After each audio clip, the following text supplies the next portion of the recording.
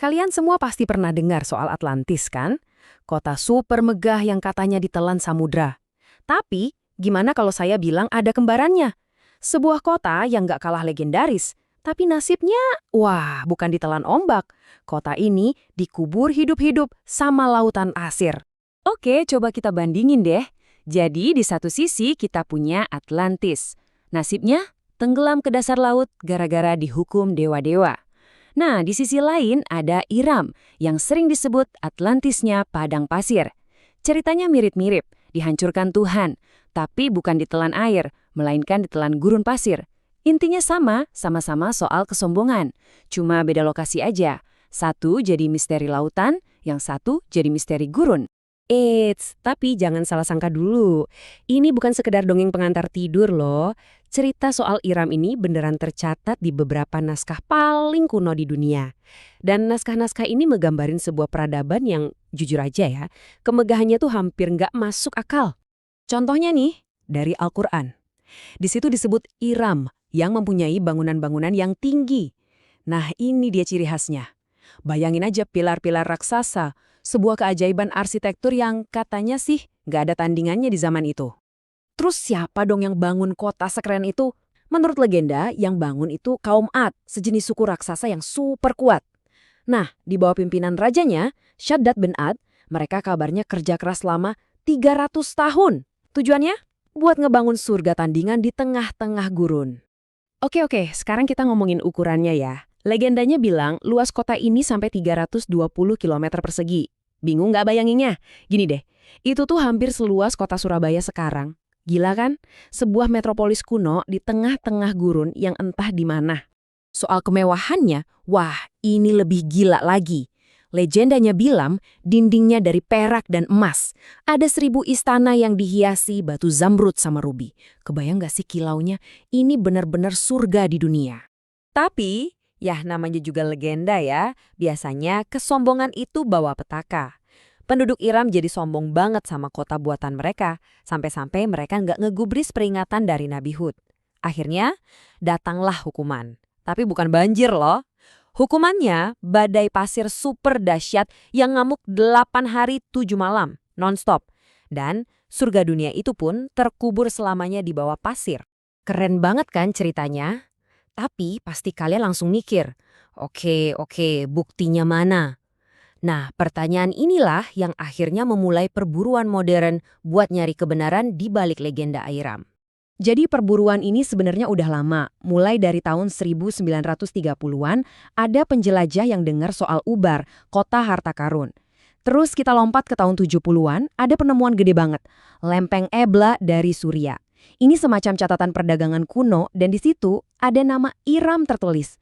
Wah, ini berarti bukan cuma mitos dong, namanya ada di catatan sejarah. Dan puncaknya di tahun 90-an, teknologinya makin canggih. Kita pakai satelit. Dan boom, terobosan besar pun terjadi. Jadi pakai satelit NASA, timnya Nicholas Clapp ini ngelihat sesuatu yang luar biasa dari angkasa. Kelihatan gitu loh, jejak-jejak jalur perdagangan kuno yang semuanya ngumpul di satu titik di Oman. Langsung deh mereka gali di sana dan nemuin sebuah benteng lengkap dengan pilar-pilarnya. Wah, seisi dunia langsung heboh. Ketemu, ini dia Iram, misteri terpecahkan. Tapi, tunggu dulu. Kok ada yang aneh ya? Ingat kan tadi legendanya bilang kota ini segede Surabaya. Nah, reruntuhan yang ditemuin ini, ya penting sih, tapi ukurannya kecil banget. Lebih mirip kayak pos dagang atau benteng kecil, bukan kota metropolis super mega. Disinilah keraguan mulai muncul. Nah, keraguan ini justru jadi pemicu babak baru dalam pencarian Iram. Kali ini misinya lebih gila lagi, dipimpin sama satu orang yang super gigih. Kenalin, Dr. Aid Al-Yahya, sejarawan dari Arab Saudi.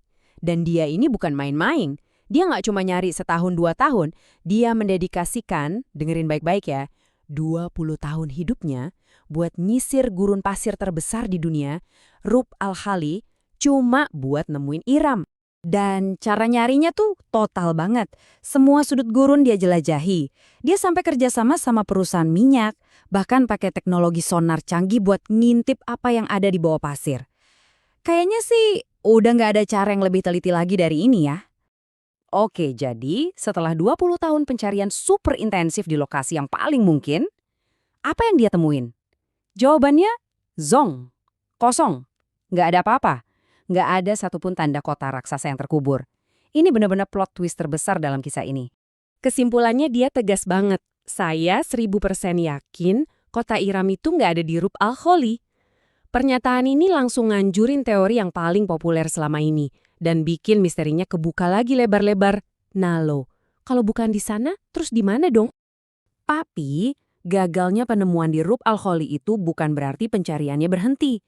Justru sebaliknya, ini malah memicu munculnya berbagai teori baru yang saling bersaing. Ternyata misterinya jauh lebih rumit dari yang kita kira. Sekarang setidaknya ada 3 teori utama yang lagi ramai dibahas. Teori pertama, lokasinya aja yang salah. Ada yang bilang Iram itu ada di gurun lain, Gurun Dahna, karena di sana ada reruntuhan yang namanya Istana Kaum Ad. Teori kedua, Iram itu di Yaman, yang emang tanah kelahirannya Nabi Hud. Nah, teori ketiga ini nih yang paling bikin pusing. Gimana kalau Iram itu bukan nama kota, tapi nama suku atau nama sebuah wilayah? Wah, kalau ini benar, berarti selama ini kita nyari hal yang salah dong. Jadi, pada akhirnya, pencarian Iram ini ninggalin kita dengan pertanyaan besar. Sebenarnya apa sih yang kita cari? Apakah Iram itu sebuah kota fisik yang masih nunggu buat ditemuin? Atau ini cuma kenangan tentang suku perkasa yang udah lama hilang? Atau jangan-jangan Iram itu amang cuma sebuah legenda abadi? Cerita tentang kehebatan, kesombongan, dan kehancuran yang bakal terus relevan sampai kapanpun? Jawabannya mungkin masih terkubur di suatu tempat di bawah lautan pasir sana.